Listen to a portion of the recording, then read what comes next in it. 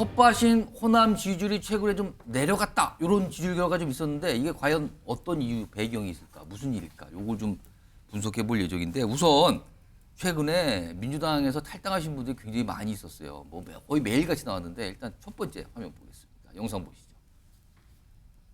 오늘 민주당을 탈당 선언합니다.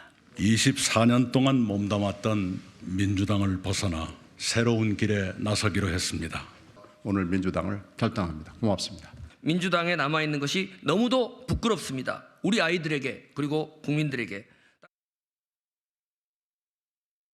이렇게 묶어서 보니까 굉장히 좀 많은 분들이 연속해서 계속 탈당을 했군요. 그리고 오늘도 탈당 선언이 있었습니다. 보시죠.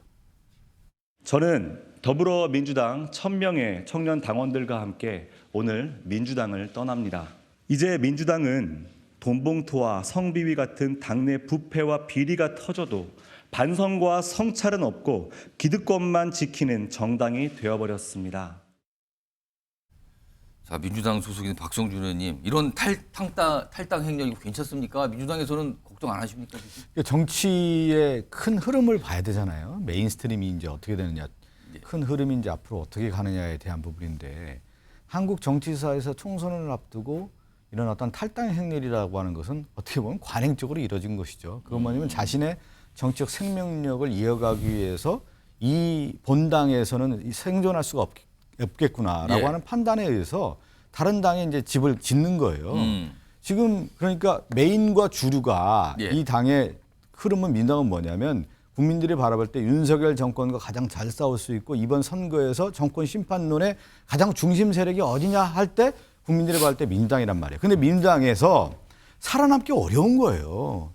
총선 공천받기도 어렵고 실제 내가 여기서 터전이 될 수가 없기 때문에 뭐냐면 다시 한번 몸부림을 치는 것이죠. 사이드로 가는 거죠. 사이드로 가서 그 당에서 내가 정치적인 한번 도약을 해보겠다라고 하는 거기 때문에 예. 역대 모든 총선에서는 이런 현상들이 계속 있어 왔어요. 그러니까 가장 국민들은 어디서 주냐면 예. 결국은 이번에 윤석열 정권의 정권 심판론을 할 수 있는 주체 세력이 누구냐, 중심 세력이 누구냐, 예. 주도 세력이 누구냐라고 하는 판단에 의해서 투표가 이어지는 거기 때문에 저는 하나의 지류적 현상이다 이렇게 보는 겁니다. 그러면 추가 질문 드리면 네네. 내일 이재명 대표가 이제 당무 복귀한다고 지금 알려졌거든요. 네네네. 그러면은 이재명 대표가 이제 복귀하게 되면 탈당 선언이 좀 잦아들까요? 그렇지는 어떻게 봐야 않죠. 왜 그러냐면 예. 이 당에서 민주당의 간판을 가지고 출마를 할 수 없는 사람들을 중심으로 탈당은 계속 이어질 거라고 봅니다. 자, 이런 상황에서요. 이제 민주당 얘기인데요. 일단 탈당이 최근에 거의 연일 탈당 선언이 있어요. 그래서 뭐 앞으로도 좀 더 있을지 않겠는가 뭐 이런 전망까지 나오는 상황인데 그런데요, 지금 민주당과 관련된 내용이 화면에 있습니다. 여론조사가 오늘 것도 있고요. 최근에 나온 것도 있는데 두 가지 여론조사의 공통점이 있는데요. 우선 이쪽 거부터 좀 소개해드리죠.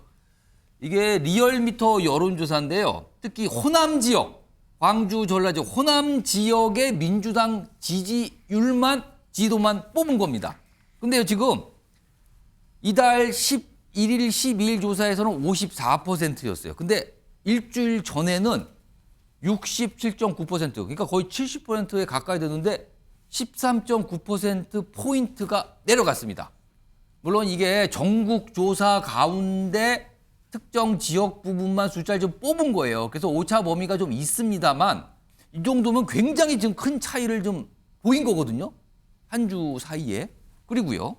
다음 조사 보겠습니다. 이거는 오늘 공개됐는데 이게 13에서 14일 조사했을 때는 47.7%. 그러니까 호남에서 민주당 지지율이 지금 50%가 안 되게 나왔어요.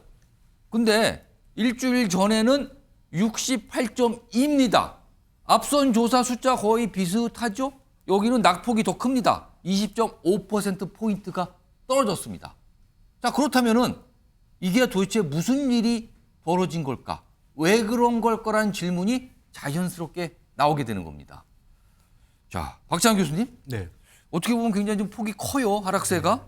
이게 원인은 뭐라고 보시는지, 그리고 이게 떨어진 의미는 뭐라고 보십니까? 저는 민주당 지지층, 특히 호남 민심은요. 예. 제일 싫어하는 게 뭐냐 하면 민주당이 분열하는 걸 제일 싫어합니다. 싸우고 분열하고 분당하는 거. 왜? 예. 야당이 이제까지 항상 선거를 앞두고 소위 말해서 분열과 통합의 역사를 계속 이어왔어요. 항상 서로 싸우고 분당에 있다가도 예. 뭐 과거에도 그랬지만 뭐 통일민주당 무슨 민주당 그래가지고 근데 선거 앞두고는 항상 모였거든요. 소위 단일화를 했습니다. 예. 그런데 지금 선거 석 달 앞두고 당이 두 개로 나뉜 거예요. 이거를 좋아할 호남 민심 없습니다. 그렇다면 앞서서 저희가 전했지만 그 계속 이어진 탈당 행렬, 탈당 기자회견 이런 모습에 호남의 유권자 분들이 살짝 뭔가요? 화가 난 거죠. 화가 난 겁니다. 그래서 일단 소위 말해서 그럼 그렇다고 해서 이낙연 신당의 손을 들어주느냐 그것도 아니에요. 이낙연 신당에 대해서는 싸늘합니다 민심이. 그러면 그렇다고 해서 그들을 포용하지 못하고 앉지 못하는 예. 민주당에 대해서는 그럼 잘했다고 보느냐? 너네들 도대체 뭐 하고 있니? 지금 선거 석 달 앞두고. 그게 저 숫자로 나오는 그게 저 겁니까? 숫자에 나타나는 거예요. 소위 말해서 탈당 쇼크. 이 소위 탈당 쇼크가 지지율에 반영된 거다. 일시적인 저는 효과라고 보고요. 예. 시간이 지나면 결국은 선거를 예. 앞두고 조정이 될 텐데 문제는 아까 앞서서 우리가 화면에서 봤듯이 예. 기성 정치인들이 탈당하는 거는 뭐 앞에 박성준 의원님 얘기하신 것처럼 예. 노선과 또는 뭐 공천을 둘러싼 탈당이 있을 수 있습니다. 그런데 눈여겨볼 점이 있어요. 청년들 1000명 탈당하는 거. 오늘 그렇죠. 오늘 또는 있었던 겁니다. 뭐 뒤에 뭐 얘기가 나올지 모르겠지만 소위 그 젠더 감수성 관련된 얘기 이 부분에 대해서는 민주당이 그냥 뭐 소위 말해서 정권 심판론에 취해서 넘어가면 안 됩니다. 그러면은 정말로 총선이 어려워질 수도 있다. 그런 점에서 위기 의식을 느껴야 된다. 이게 예. 저 안에는 단순한 민주당 지지층들의 불만만 들어있는 건 아니라 민주당이 잘 됐으면 하는 바람이 저 안에 들어있는 거거든요. 좀 그런 점에서 민주당이 뭐가 부족한지를 좀 돌아봐야 되는 계기라고 봅니다. 강민구 변호사께서는 저 지지율 결과 호남만 따로 이제 본 거예요. 근데 좀 낙폭이 좀 커요. 이거 어떻게 좀 보십니까? 이제 우리 박창환 교수님 말씀도 상당히 일리 있는 말씀이고 동의합니다. 근데 이제 저는 다른 시각에서 한번 이걸 말씀을 드리고 싶은 게 있는데 그거는 이제 뭐 지금 사실 국민의힘도 일부 의원들이 탈당하고 또 거기서도 또 이준석이라는 또 전 대표가 또 비슷한 역할을 하고 있어요. 근데 이제 왜 지금 민주당이 이렇게 많이 최근에 떨어졌냐면은 물론 이재명 당대표가 이제 그 피습을 당한 뒤로 당무를 상당히 오랜 기간 안 받고 그 사이에 이 한동훈 그 국민의힘 그 비대위원장이 광폭 행보를 했어요. 그러면서 물론 뭐 아까 우리 저기 박성준 의원님께서 말씀하신 대로 예. 그것이 뭐 정치인으로서 뭐 보여주기식 뭐 정치 쇼다 뭐 이렇게 비난할 수도 있겠지만 예. 어쨌든 지금 총선을 지금 100일도 안 남긴 이 상황에서 한동훈 비대위원장이 무슨 뭐 대단한 정치적인 어떠한 비전을 제시할 수도 없고 예. 불가능합니다. 지금은 일단 총선 국면으로 넘어가서 어떻게든지 국민의 어떠한 그 지지율을 끌어올리는 게 한동훈 비대위원장의 역할이고 한동훈 비대위원장이 지금 그거를 예상보다 더 잘하고 있어요. 정치 초년생임에도 불구하고 누군가한테 뭐 컨설팅도 받고 있는 것 같아요. 상당히 예. 기존 정치인보다 오히려 좀 세련되게 그리고 뭐 발언이라든가 여러 가지 어떤 모션이라든가 이런 게 굉장히 뭔가 좀 튀어요. 그러니까 국민들의 어떤 관심을 받게 되는 겁니다. 그게. 근데 그 반면에 지금 민주당은 좀 그런 게 약했죠. 예. 그리고 한동훈 비대위원장은 계속 정치 개혁을 하면서 특히 국회의원의 어떤 기득권 이런 걸 많이 포기하는 뭔가 비움의 정치를 하고 있는데 민주당은 지금 최근에 뭐 문제된 어떤 성비 어떤 분들도 최근에 뭐 이렇게 한두 분 나가시긴 했지만 포기하시긴 했지만 예. 상당히 버티다가 나가셨단 말이에요. 그러니까 그런 거로 인한 어떤 실망 그리고 또 민주당의 어떤 그 당내 민주화가 안 되고 자꾸만 어떤 사당화되고 있다. 이런 거에 대한 어떤 국민들의 어떤 불만이 상당히 작용하고 있고 국민의힘도 물론 그런 비난에서 완전히 자유롭지는 않지만 예. 그래도 뭔가 여기는 꿈틀거린다 이거예요. 뭔가 하려고 하는 듯한 아직 결과는 없지만 그래도 뭔가 이렇게 자꾸만 제시를 하고 약속을 하니까 이런 거로 인한 어떤 반사적인 어떤 불이익이 지금 그 호남의 어떤 민심이라든가 이런 게 작용하는 거다. 저쪽에서는 이렇게 열심히 하는데 니네 지금 뭐 하고 있냐? 너네 왜 팔짱 끼고 놀고 있냐? 이런 어떤 호남 어떤 민심의 어떤 그 질타라고 저는 생각합니다. 그러니까 이재명 대표가 지금 한 보름 정도 당무 공백기가 됐죠. 내일 이제 복귀할 예정이라고 좀 알려졌어요.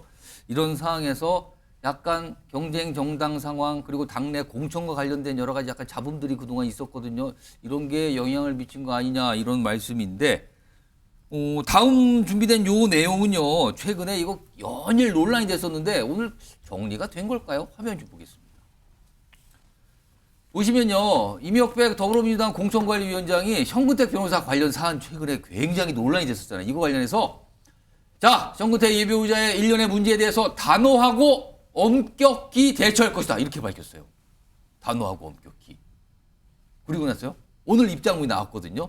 이 공천관리위원장의 무게를 따지면 이거는 간단한 말이 아니었거든요. 단호하게 대한다. 근데 시간이 흘러서 또 다른 입장이 나왔습니다. 다음 보시죠. 현근택 민주연구원 부원장, 현근택 변호사가 이번 선거 출마하지 않겠습니다. 이걸 밝혔다. 불출마를 합니다. 그러면서 심력 끼쳐드려 죄송합니다. 저의 도전은 여기서 멈춥니다. 보다 나은 모습으로 볼 수 있도록 하겠습니다. 라면서 핵심은 총선에 출마하지 않겠습니다. 사실은 그동안 여러 가지 논란, 그동안 뭐 합의문이냐, 무슨 발언문이냐 이런 게 나온 게 총선 출마 혹시 관련된 거 아니냐 막 이런 얘기까지 들었는데 결국엔 오늘 불출마 선언을 했거든요. 그리고 박승준 의원님. 이재명 대표 내일 업무 복귀하는데 일단 부담을 하나를 덜었다고 봐야 됩니까 이거는? 이제 뭐 이재명 당대표의 어떤 복귀와 뭐 현근택 전 부원장과의 어떤 연관성에서 이렇게 뭐 해석할 필요는 없을 것 같고요. 예. 현근택 전 부원장의 이 성희롱 관련된 부분이 이제 불거져 나오면서 윤리감찰단에 이제 감찰이 진행돼 왔던 과정이었죠. 그러면 사건의 실체적 진실을 밝히는 것이 무엇보다 중요한 거 아니겠습니까? 예. 그것이 이제 윤리감찰단에서 진행되는 와중에 우리가 잘 알듯이 이제 2차 가해 논란이 있었고 합의문 작성에 대한 부분이 이제 논란이 되지 않았습니까? 이것을 다시 이제 감찰을 통해서 이제 살펴보는 과정이었고 이 자체가 일파만파 커지면서 그러면 결국 현근택 전 원장 같은 경우는 부원장 같은 경우는 총선 출마를 지금 준비하고 있었지 않았겠습니까? 그런데 공천관리위원회에서도 이 문제가 전체적인 선거 구도라든가 전체적인 선거 상황을 볼 때도 그렇고 또 개인의 문제에 있어서도 그렇고 이거를 공천관리위원장이 지금 얘기한 것처럼 엄격하고 단호하게 대처하겠다라고 하는 부분이 공관위 입장에서 나온 거죠. 공관위원장 입장에 나온 거기 때문에 그러한 큰 흐름에서 현근택 부원장이 이것을 받아들이고 사퇴하고 총선 출마하지 않겠다라고 여기까지 온 것이다 이렇게 보여집니다. 그러면은 이게 글쎄 이걸 뭐 예상했을지 어떨지 모르겠는데 성남 중원에 지금 민주당 현역 의원이 윤영찬 의원이에요. 사실은 윤영찬 의원은 이른바 비명계로 꼽혔고 현근택 변호사는 친명계로 뽑혀서 굉장히 약간 갈등 관계도 있었고 그런데 지금 현근택 변호사가 불출마를 하면은 이게 상대적으로 윤영찬 의원이 유리하게 됐다고 봐야 되는 겁니까? 이거 어떻게 봐야 됩니까? 뭐 그렇게 판단할 필요는 없을 것 같고요. 저는 이제 뭐 윤영찬 의원님과도 저도 같은 언론계 출신에서 워낙 가깝게 지냈어요. 근데 이제 정치적 노선이 이제 당내에서도 약간 좀 다르시죠? 완전히 달라져가지고 지난번에 이재명, 이낙연 대표 이제 회동할 때 윤영찬 선배에게 제가 선배 내가 예전에 그렇게 친했는데 지금 우리가 이게 지금은 약간 좀 이렇게 뭔가 그러면서 이제 있어요. 뼈 있는 농담도 서로 이제 하게 됐는데 정치는 있잖아요. 흐름이 있습니다. 그러니까 현근택 부원장이 꼭 불출마했다고 해서 윤영찬 의원에게 뭐 유리하다. 또 윤영찬 의원은 자기의 또 승부수를 가지고 정치를 또 하는 거고요. 그 싸움이 또 이어지겠죠. 예. 알겠습니다. 유불리를 항상 어떻게 따지겠습니까? 알겠습니다. 사실은 이게 현근택 변호사가 시작이 된 게 사실은 이른바 이제 문자 파동이잖아요. 거기서부터 시작하고 그때 또 공교롭게 윤영찬 의원은 탈당을 안 하고 막 그러면서 온갖 얘기가 나왔는데 이렇게까지 진행이 됐군요. 결국엔 지금 상황이 이렇습니다. 그래서 제가 윤영찬 의원과 관련된 질문을 살짝 드렸는데요. 이런 상황에서 오늘 권익위가 뭔가를 좀 밝혔어요. 그 내용 좀 들어보겠습니다. 이재명 더불어민주당 대표의 필수부 응급 헬기를 이용하여 부산대병원에서 서울대병원으로 이송 전원된 사안과 관련하여 부정청탁과 특혜 제공 여부를 조사해달라는 여러 건의 신고가 국민권익위원회에 접수되었습니다. 국민권익위원회는 신고 사건에 대한 조사에 착수하였으며 그러니까 응급헬기, 소방 응급헬기 탐구에 대해서 조사해보겠다. 이게 나온 거예요. 오늘요. 오후에. 그리고 비슷한 시간이라고 할 수 있죠. 민주당은 국회에서 규탄 대회를 엽니다. 장면 보시죠. 정치 테러 은폐수사 정부 당국 규탄한다. 정쟁과 음모론으로 빠지게 한 주요한 책임은 정부 여당과 경찰에 있습니다. 박정철 자, 홍석준 의원님. 권익위는 뭔가 이 헬기 관련된 조사를 하겠다는 거고 지금 민주당은 지금 이 정치 테러 이거 뭔가 은폐하고 있다. 경찰 수사 문제 많다. 규탄 대까지 열었어요. 이거 계속 총선 때까지 그냥 갈등으로 가는 겁니까? 이 사안으로 지금? 예, 좀 안타까운 사실인데 사실 이게 뭘 뭐 여기에 대해서 은폐하고 뭐 자시할 게 뭐가 있겠습니까? 그렇기 때문에 예를 들면 뭐 소방본부에서 그냥 뭐 열상으로 뭐 한 이게 또 뭐 숨긴 거다 뭐 그런 식으로 하면서 뭐 또 뭐 특검 뭐 국조 이런 이야기까지도 하는데 예. 사실 뭐 그럴 사항이 전혀 필요성이 없는 것이죠. 오히려 정청래 의원 같은 경우 오히려 좀 더 잘하는 병원으로 뭐 이송한다 이런 이야기를 해가지고 처음에 그 얘기가 나왔었어요. 이게 부산 예. 지역의 의료진들, 부산 시민들의 굉장히 좀 분노를 일으키지 않았습니까? 그렇기 때문에 이런 식으로 시각을 바라보는 것이 국민들에게나 민주당에 제가 볼 때는 하등에 좀 좋은 점도 없을 뿐만 아니라 특히 지금 권익위에서 조사하고 있는 헬기 건은 사실은 그 권역별 그 외상 응급 어떤 센터에서 그렇게 응급 헬기로 이동하니까 사례 자체가 없다고 합니다. 반대로 외부에서 응급 헬기를 와서 부산대라든지 예를 들면 경북대라든지 권역별 그 응급 외상 센터가 있는 것을 이동을 해왔지 기존에 응급 외상 센터에서 이동을 헬기로 한 경우는 한 번도 없다고 합니다. 그리고 그렇게 하게 된 배경이 결국 이제 천준호 어떤 실장에 의해서 이렇게 연결됐다고 하는데 뭐 그런 건 뭐 권익위에서 조사하면 뭐 나올 사항이라고 보이십니다. 박정환 교수님은 지금 이게 결국에는 이게 계속 또 그냥 서로 약간 격돌하는 모양처럼 보이거든요. 근데 해당 부서 소방청에서요 공식적으로 입장을 냈어요. 이재명 대표의 서울 이송에 대해서 과정과 절차에 있어가지고 어떠한 문제도 없었다. 과정과 절차에 따르면은 병원에 요청이 있고 의사가 같이 탑승을 하고 예. 그렇게 되면 아까 절차가 없다고 그랬는데 지방에서 서울로 30여 차례 이송이 있었답니다. 이거 소방청의 오늘 그 회견 내용이에요. 그렇기 때문에 뭐 저는 오히려 권익위가 이러려고 전현희 밀어냈냐. 아니 접수되면 다 조사합니까 권익위가? 그러면 예를 들어 국정원장이 외국 기업에다가 자신의 집 사무실 임대해 준 거, 고액 임대한 거 이거 접수하면 조사할 건가요? 그리고 부산청에서 이재명 대표 그 범행 저지르신 분, 그분 비공개에 대해서 문제 있다고 접수하면 다 해줄 건가요? 접수됐다고 권익위가 절차상 문제 없다고 소방청에서 얘기한 겁니다.